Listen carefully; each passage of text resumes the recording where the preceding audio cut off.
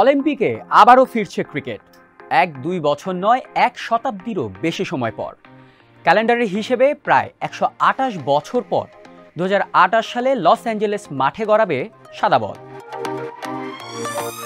Cricket খেলার দেশগুলোর জন্য এ এক দারুণ সংবাদ। সেই সুবাদে উচ্ছ্বাসে আছে বাংলাদেশও। কে জানে, হয়তো এই ইভেন্টের মাধ্যমে অলিম্পিকের স্বর্ণ জয়ের স্বপ্ন সত্যি হবে লাল সবুজদের। Olympic, the greatest show on আর্থ।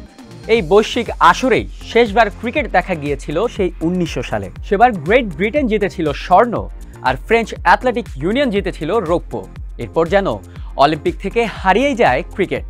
অবশ্য ১৯৮৬ সালে অ্যাথেন্স অলিম্পিকে ক্রিকেটকে ফিরিয়ে আনা হলেও পর্যাপ্ত সংখ্যক দল অংশ না নেওয়ায় শেষ পর্যন্ত মাঠে গড়ায়নি ম্যাচ। এরপর আরও অনেকবারই ক্রিকেটকে ফেরানোর চেষ্টা হয় অলিম্পিকে। গত বছর অর্থাৎ ২০২৪ সালের প্যারিস অলিম্পিকও ছিল এই তালিকায়। তবে ২২ গজে খেলাটা আর হয়ে ওঠেনি।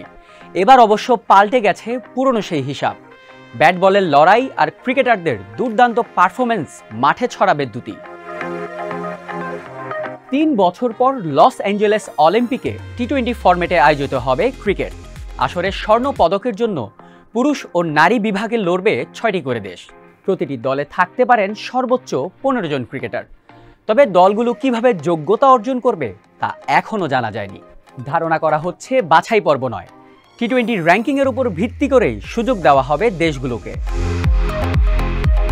আয়োজক দেশ হওয়ায় ৬ দলের একটি হিসেবে সরাসরি খেলতে পারে যুক্তরাষ্ট্র। র্যাঙ্কিংয়ের উপর ভিত্তি করে বাকি ৫ দেশকে সুযোগ দেয়া হলে টি-২০ র্যাঙ্কিংয়ের উপরে থাকা দেশগুলো খেলার সুযোগ পাবে অলিম্পিকে।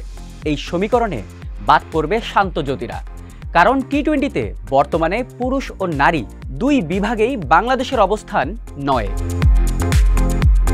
তবে এই ৫ দল নির্ধারণের ক্ষেত্রে বাছাই পর্ব হলে অলিম্পিকে খেলার সম্ভাবনা বেড়ে যাবে বাংলাদেশের।